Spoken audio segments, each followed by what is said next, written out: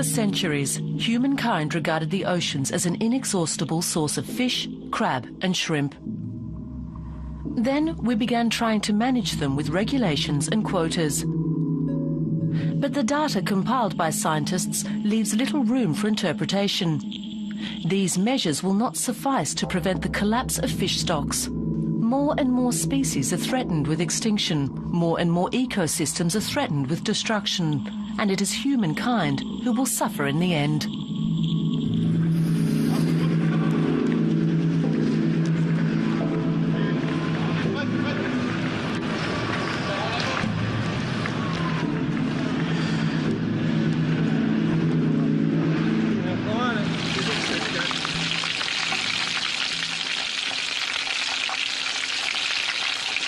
Fish is a valuable source of nutrition, rich in protein, healthy fats, vitamins and iodine.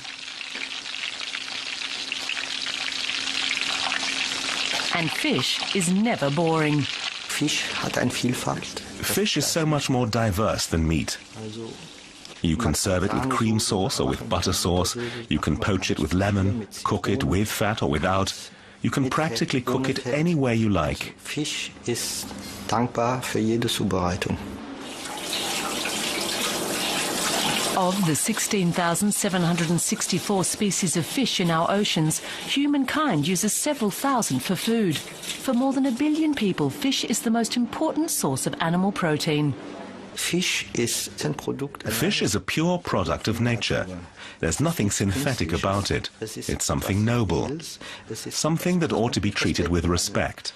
We have to be aware that a fish has sacrificed its life for us, and in return, we have to treat this product with respect, try to use it sparingly, and make something good of it.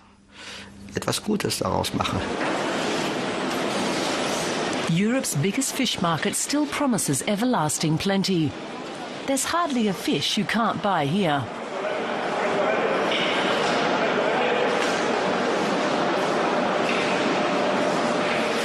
Many consumers have gradually become aware of the crisis facing our oceans, but few take it as seriously as Jean-Claude Bardot. For example, I would never buy tuna fish. I'd be reluctant to buy skate.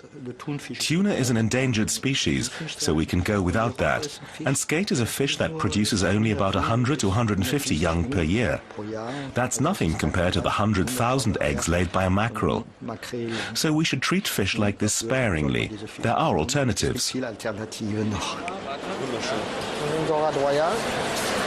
Shoppers here can still choose between more than 100 types of fish and shellfish. Die haben noch Charakter. Nehmen wir auf jeden Fall mit. Ja. Das ist ein sehr schönes Tier.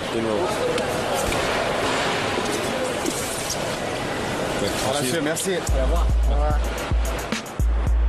Behind these scenes of plenty is a well-oiled and finely tuned machine that, for the moment, still makes sure the fish keep coming.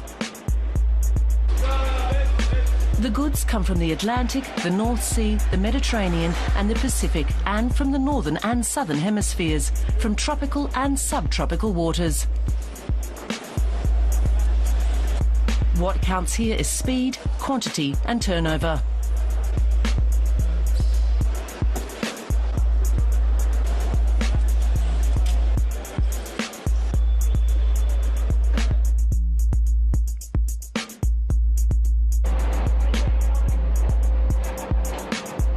Every year, about 150 million tons of fish are consumed around the world.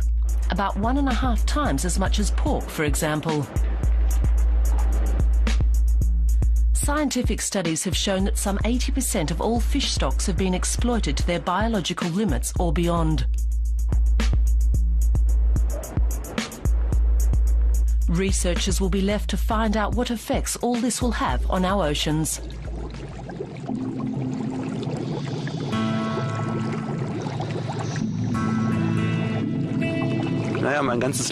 My entire life has revolved around the sea, but I still try to spend as much time as possible in or on the sea. I used to only do field experiments. I was always outdoors conducting field experiments, and that put me in direct contact with nature.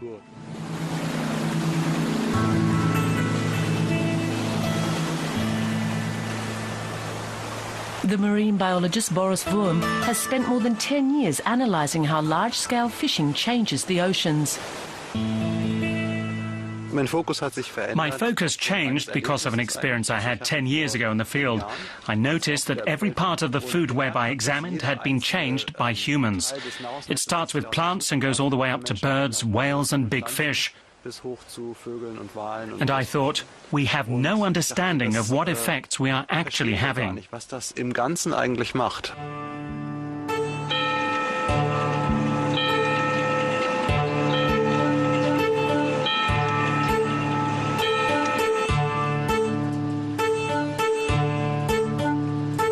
The dramatic effects of fishing do not become apparent until the data are compiled from all oceanic regions. This is why Boris Wurm has collected catch data from all over the world for several decades, along with the detailed results of other marine biologists' research. At the end of this piecemeal work, an overall picture of the state of the oceans emerges. And the results are alarming. Since the 1950s, catches worldwide have increased fivefold. In the same space of time, the amount of fish in the sea has been reduced by half, especially in coastal regions, but also on the high seas and even in the depths of the oceans. Increasing numbers of fish species are being exploited to an ever-growing extent. Some 15% of fish stocks are on the verge of total collapse, and many more are headed the same way. The consequence for our ecosystem is that species can no longer fully play their ecological role. For example, if a predator fish no longer controls the population of its prey and in turn their numbers explode.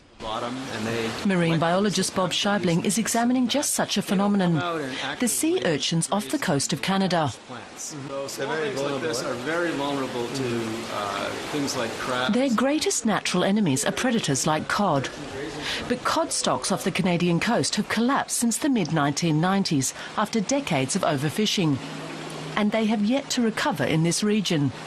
As a result, the population of sea urchins has exploded. This has drastic effects on the coastal ecosystem. So kelp beds are remarkably rich and productive ecosystems. They've been likened to the rainforests of the sea. They certainly look like it. Normally, the entire coast is overgrown with kelp beds. You can see these tremendous aggregations of urchins just weighing down the kelp and consuming all of the kelp. Overfishing has brought about the collapse of an entire ecosystem.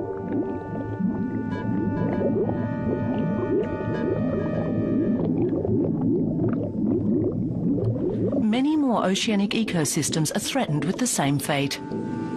In the course of my work, I have been surprised time and again by how global these changes are. If we look at different oceanic regions, such as the North Sea, the waters off Africa, the middle of the Pacific, we see similar changes because people behave more or less the same in all these places. This is very worrying.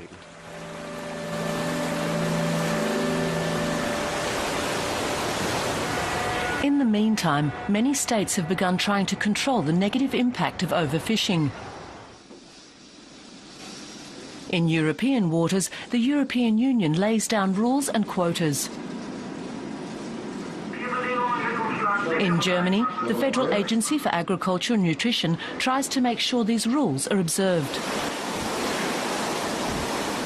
3 fisheries protection vessels patrol the North and Baltic Sea for fishing boats breaking the law. If we gave up carrying out checks, we would be going back to the early 1980s, when overfishing was rampant. We can see this in other parts of the world. Some of the things that go on are incredible. I think the inspections we carry out and just our presence in the North Sea are invaluable.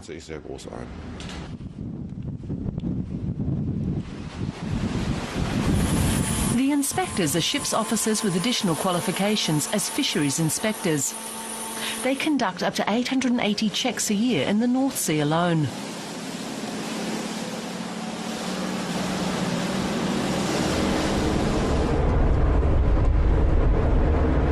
list of regulations they have to make sure are being upheld is impressive.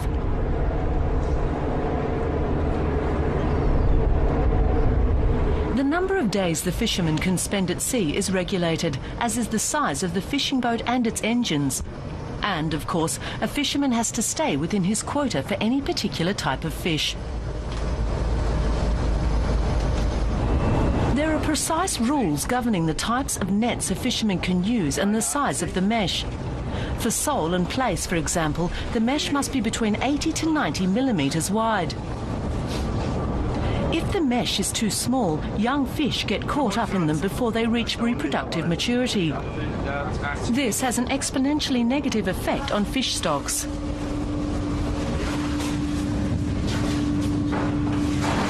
In the cool room, the inspectors look for species for which the fisherman has no licence or quota.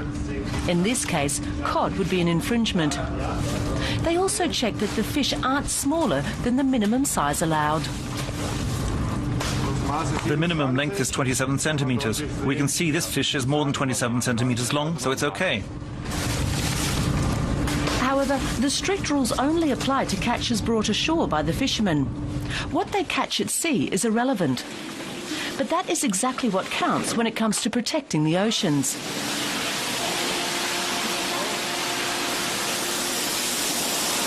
At the moment, fishermen may catch many fish that they don't even bother to count because they are not interested in them. They are not allowed to keep fish for which they have no quota or which have yet to reach the minimum size, even if they could theoretically sell them. And if they are not allowed to sell them, they don't want them.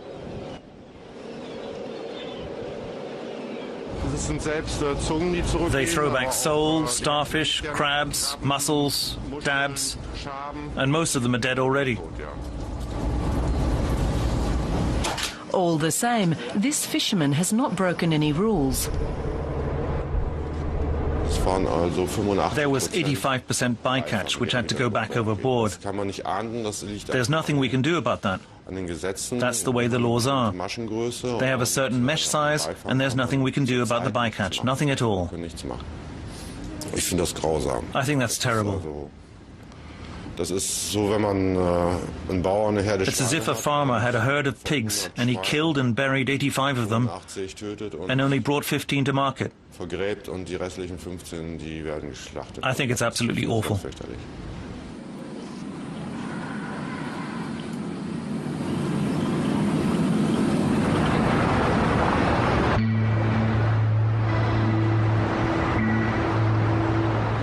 The rules and regulations for fisheries are formulated far away from the coast. Maria Damanaki, who has been European Commissioner for Maritime Affairs and Fisheries since 2010, is one of those fighting for sustainable fishing policies. The Commission has had some success, notably the banning of what's known as high grading. It's the worst form of discards. And it's the worst form because if we're talking about high grading, then the fisherman, the man, destroys the resources on purpose. You have some fish there, you throw it into the sea just because it's not profitable enough. Some fishermen throw them away to make room for more lucrative fish. That was perfectly legal in the EU until 2008.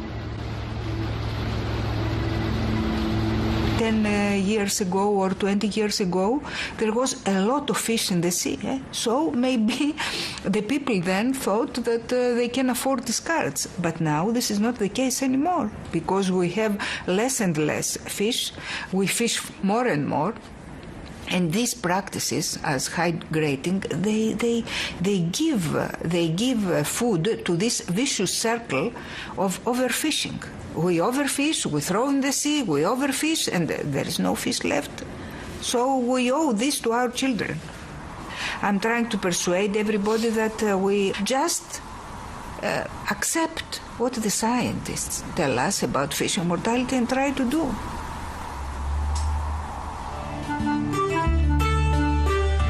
In order to reach sensible decisions, the politicians in Brussels want well-founded assessments of the fish stocks. This This is why the EU maintains the International Council for the Exploration of the Sea, or ICES. The committee is made up of several hundred scientists. Based on the data they collect, they formulate recommendations for fishery policies. Christopher Zimmerman is a member of ICES and knows the limits of this advisory position. Whenever we say the quotas can be raised, everyone says, great, good idea. But if we say the quotas have to be reduced, then people will say, that can't be right, the science is wrong. The scientists have to face the allegation that their recommendations are too cautious, that their research is not thorough enough, that they need a better understanding of the dynamics of the fish stock to determine the necessary quotas. From a scientific point of view, we have to say that our data are sufficient.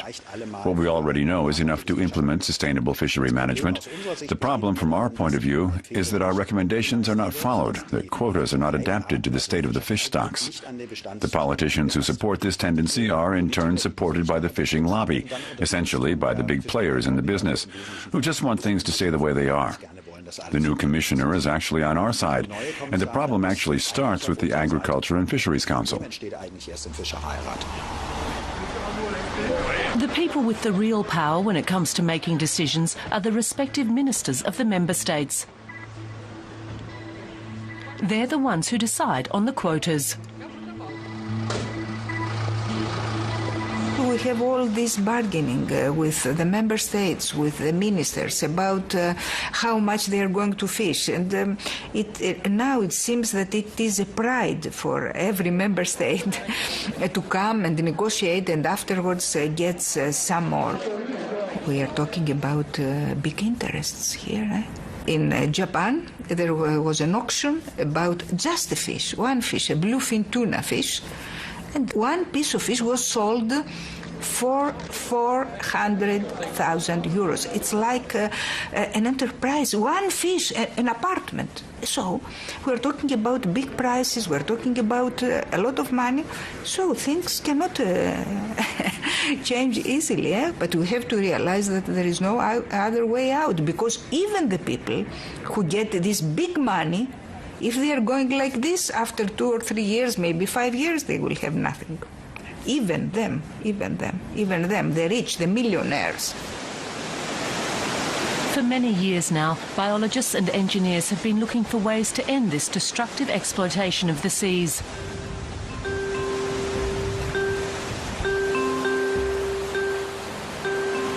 They're banking on aquaculture, which has found ways to breed large quantities of fish. The industry is growing rapidly. Almost 1 in every 2 fish consumed worldwide comes from aquaculture, and its share of the global fish market continues to grow. And the methods are being continuously improved, especially in Europe and North America.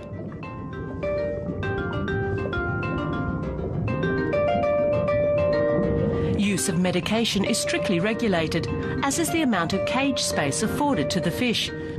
That means they stay healthy and don't suffer from stress. All the same, ecologists give the concept of marine aquaculture poor marks.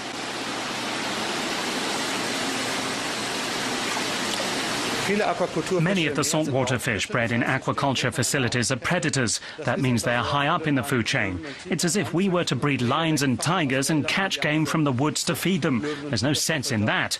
On land, we have cows and pigs lower down in the food chain. That is not the case with fish farming. That involves catching fish in the wild and feeding them to the predators in the aquaculture farms. To get his fish to grow quickly and reach the required size within a year, the fish farmer must constantly feed his stock. The amount of wild fish in the feed fluctuates with the prices for commodities such as fish meal and fish oil.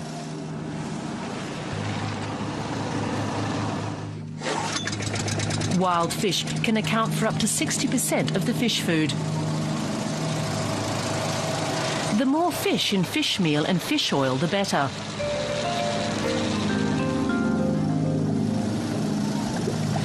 It means the fish are fed something similar to what they would eat if they led normal lives as predators. It makes for maximum growth and hence maximum profit.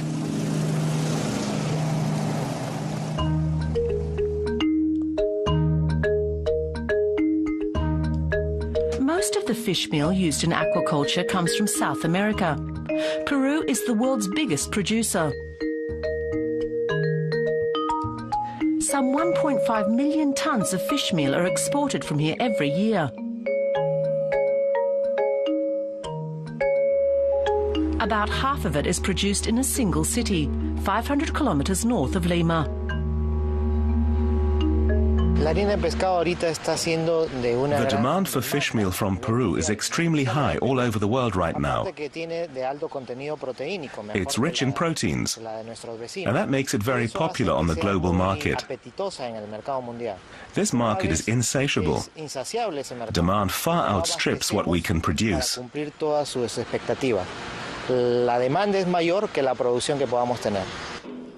About 6 million tons of fish meal a year are sold on the global market. In Peru, it is only produced for a few months a year, when large schools of anchovies migrate along the coast.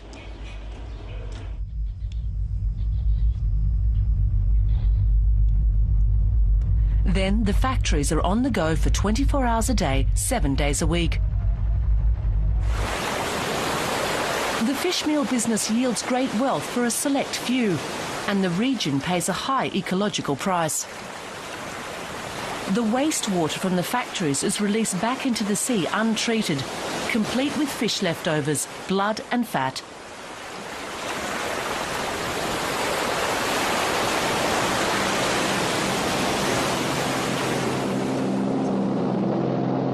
Over decades, this organic waste has settled and built up on the floor of the Bay of Chimbote.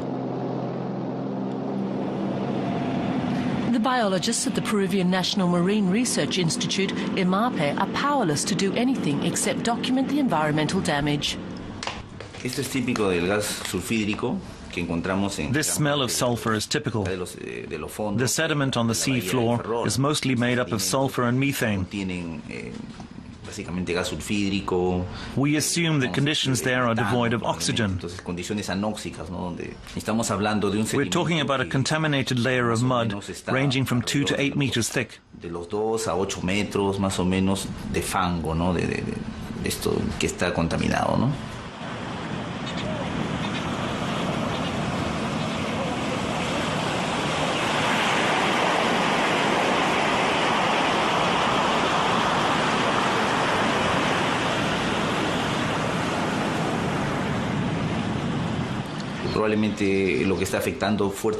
community of animals living on the sea floor is probably the hardest hit.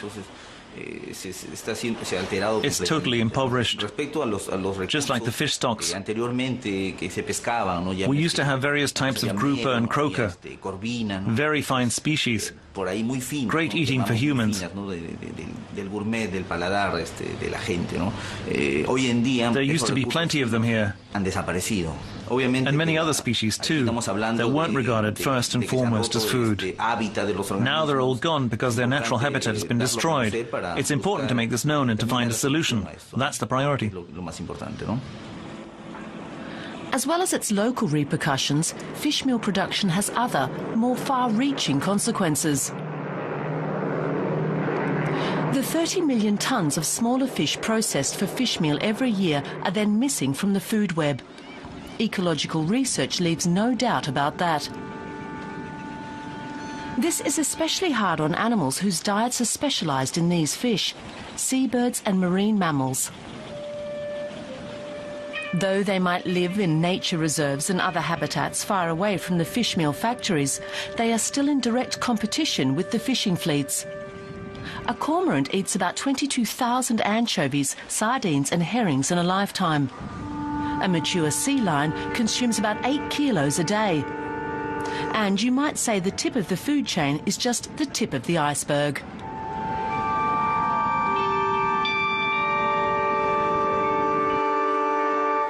The small fish that are caught on a large scale to make fish meal occupy a key position in the marine food web.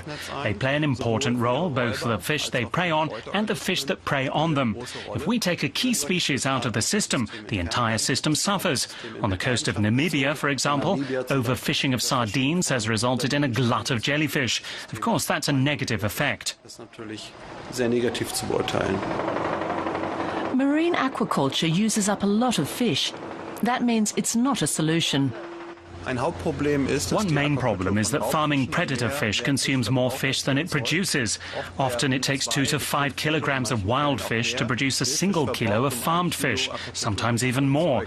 That may take some of the fishing pressure off the bigger predators, but it adds to the pressure on the prey, and this does not lead to an improvement in the situation. It exacerbates the problem of overfishing.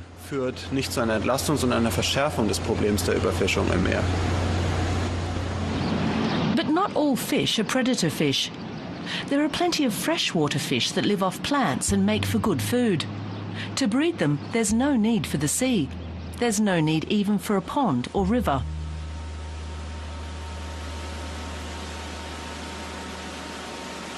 The Dutch food company Vision Anova breeds a special kind of fish in enclosed halls.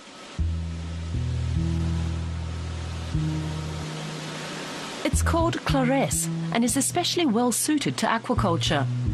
The fish are unaggressive and can be farmed in dense populations. They grow quickly and have very efficient metabolisms. It takes just 700 grams of feed to produce a kilo of clares. A kilo of chicken requires 5 times as much feed. 70% of the feed is derived from plants. 30% is fish meal.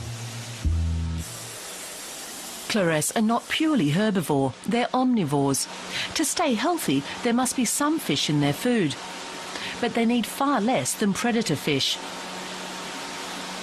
To produce a kilo of salmon, you need 2 to 3 kilos of wild fish. It takes far less to raise a clares to maturity. So clares farming produces more fish than it consumes, not the other way round. This is why biologists give top environmental marks to largely herbivore freshwater fish farms. Of course, sustainability is important because we want to make a good product, but also important because for the market, people are more and more aware of that it's important not to fish the sea empty. Of course, you could not sell a fish that is not very good just because it is sustainable. It's very important that next to that, it's also a good product. A clares farm like this produces 1,000 tons of fish per year. High-performance centres like this can take some of the burden off the oceans because they don't involve breeding predator fish. But there are other forms of sustainable aquaculture too.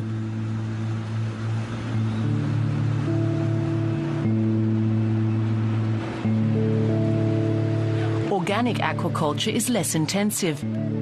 It can produce fish, but shrimp or prawns can also be farmed.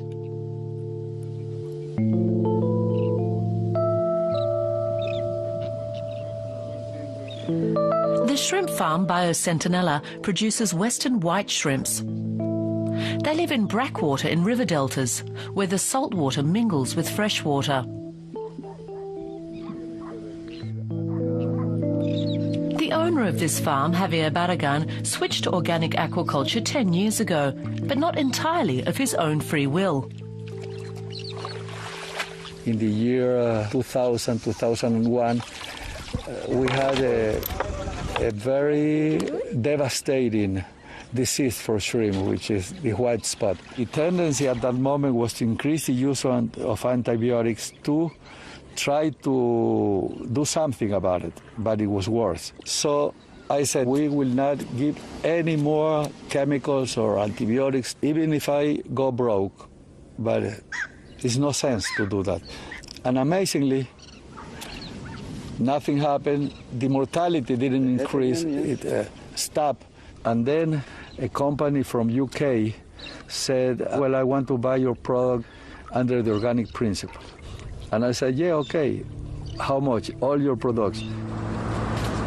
Barragan's farm has been certified as an organic and fair trade operation since 2002. That means he has to observe strict guidelines.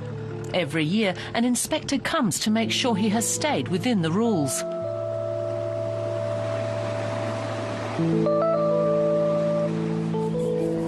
Feed is an especially important factor in sustainability. The main ingredient is grain, but organic shrimp can't get by without some fish meal in their diet. It makes up about 30% of the feed.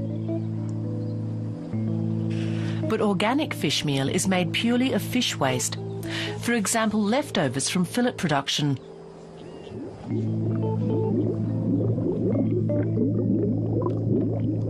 Not a single extra wild fish has to die for this feed.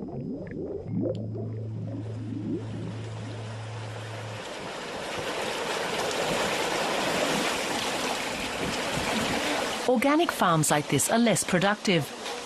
Barragan's farm produces 600 kilos of shrimp per hectare of pond, about half of what a conventional farm produces. The prices paid for organic produce are higher, but not high enough to make up the difference in profit. Organic principles and concepts is more expensive, but I never look after that. I love this. I feel this is good, and that is the most rewarding thing for me. Ecological, sustainable aquaculture like this really can take some of the burden off the oceans. But it can't satisfy the world's appetite for fish.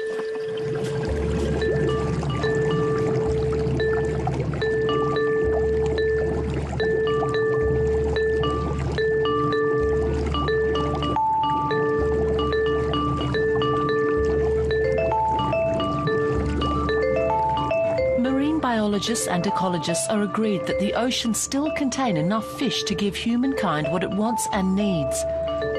But we must start being more careful with this valuable marine resource.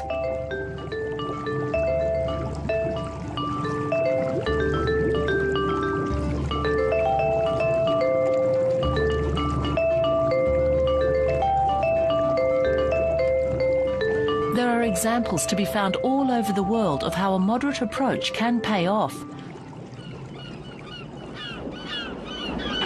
One example is the cod stocks in the eastern Baltic Sea. Biologists from the Institute for Baltic Sea Fisheries have been monitoring them for years. Back in 2005, cod stocks were at a low ebb. The quotas were set much too high, much higher than scientists recommended. And then about 35 to 45% more cod was fished than legally permitted. Polish fisheries were largely responsible, and the Polish government turned a blind eye. That didn't change until the government changed in Poland.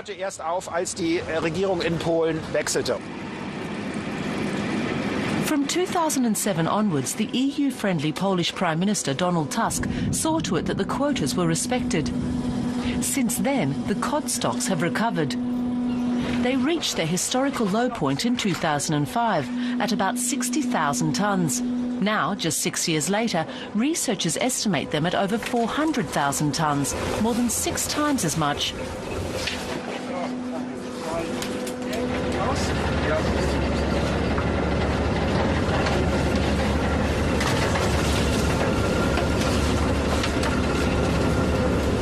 Christopher Zimmerman and his colleagues closely monitor the Baltic cod stocks. It's vital not to miss this opportunity to let them recover. 42.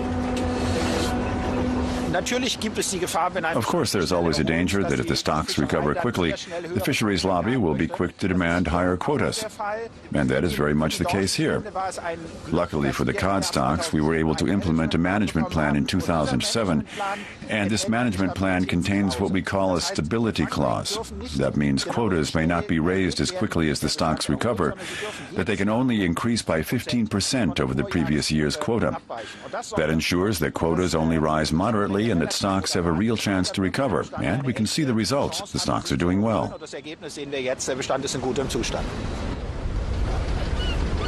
So sometimes sensible quota policies are enough to ensure that fisheries are sustainable. But for all the world's oceans to recover, radical reforms must be implemented in fisheries management. The cod trawler Kristen Bettina is leading the way.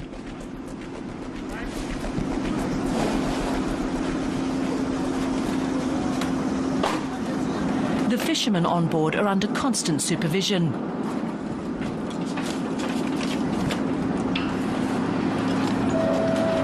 Cameras monitor what happens to the fish from the moment it is caught to the moment it enters the cool room.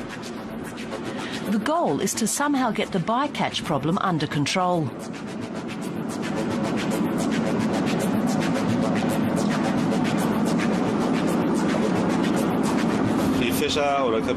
We fishermen or captains are accused of doing illegal things all the time.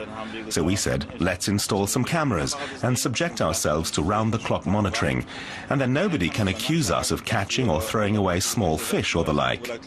We replace the hard drive every 4 weeks and make the old one available to the authorities for inspection. The data are analysed at the Institute for Baltic Sea Fisheries in Rostock, where Germany's pilot study on supervised fisheries is based. Christopher Zimmermann is in charge of the programme. The video system covers every catch from start to finish. It also records the exact location and speed of the fishing vessel. That makes it possible to establish precisely where and when the catch was made. The cameras record what the fishermen haul in and the bycatch that they throw back overboard. In return, fishermen could look forward to fewer rules and regulations, to being able to fish freely but responsibly. The overall goal is to reduce bycatch to a minimum. Bycatch is one of the most essential problems in EU waters, largely because it's not covered by quotas. In other words, it's up to the fisherman how much he throws back overboard. We have to get away from this. We have to regulate the total amount of fish caught. We have to regulate how much of the stocks are fished, regardless of whether the fish ends up on our plates or goes back into the sea. Zimmermann says throwing away bycatch should be the same as throwing away money, an incentive to fishermen to keep their bycatch to a minimum. It can only work if we reverse the burden of proof. We can't leave it to the courts to find a fisherman guilty of breaking the law. We have to make the fishermen prove that they're acting within the law, that they're harvesting resources that belong to all of us in a responsible fashion. But this proposal is controversial. Opponents argue that it infringes on the fishermen's rights. The fisheries lobby likes to compare the proposal with cashiers who are filmed at work. But the difference is that the cashiers are not minding common property. In this case, the fish belongs to all of us, and fishermen are exploiting it free of charge. We allow fishermen to exploit this resource, but it's still our resource. If we carry that argument over to the cashier, it would be like being allowed to take everything out of the shop without paying for it, and all the cameras would do is document the missing stock for the accounting department, and nobody would be punished. The crew of the Kristen Bettina keeps its bycatch to a minimum. The meshes are bigger than required by law, and the nets are equipped with what are known as Barcoma exit windows. The Barcoma mesh is square-shaped and remains open even when the net is full. That means a smaller cod or other type of fish has a chance to get out. There are many ways for a fisherman to restrict his catch to the kind of fish that he can actually sell. But at the moment, it just doesn't pay. It might even cost more money. The way fisheries are currently regulated is diametrically opposed to sustainability. The only way to make fisheries sustainable is radical change. Boris Worm and his colleagues have shown that several different measures have to be adopted at the same time. More selective fishing techniques, smaller fleets, seasonal protection and protection zones. If the oceans are to avoid depletion, fishing pressure has to be reduced. Fishing pressure is defined as the amount of fish killed measured against the amount of fish in the sea. That doesn't mean there has to be less to go around. To understand the effects of fisheries, we have to explain the connections between the amounts caught, fishing pressure, and the effects on ecosystems. You can look at it like this. Fishing pressure can range from 0 to 100%. At the moment, fishing pressure is growing. Catches grow at first, then reach their ideal point, but then fall again because the fish stocks collapse. At the same time, the ecosystem loses biomass, and the average size of the fish shrinks. In other words, there are fewer fish, they are smaller, and the most important aspect in terms of conservation is that the number of collapsing fish stocks is increasing rapidly. That's where we are today. In other words, we are overfishing the oceans. We fall short of the ideal level and a large amount of fish stocks have already collapsed. Our proposal is to try to maintain the size of the catch while cutting the fishing pressure by half to the point where we can still harvest the same amount, but the collateral damage to the environment is much less significant. Most regions are here in this area at the moment. This is where we are, this is where we want to be. And that's the path fisheries management has to take on a global level.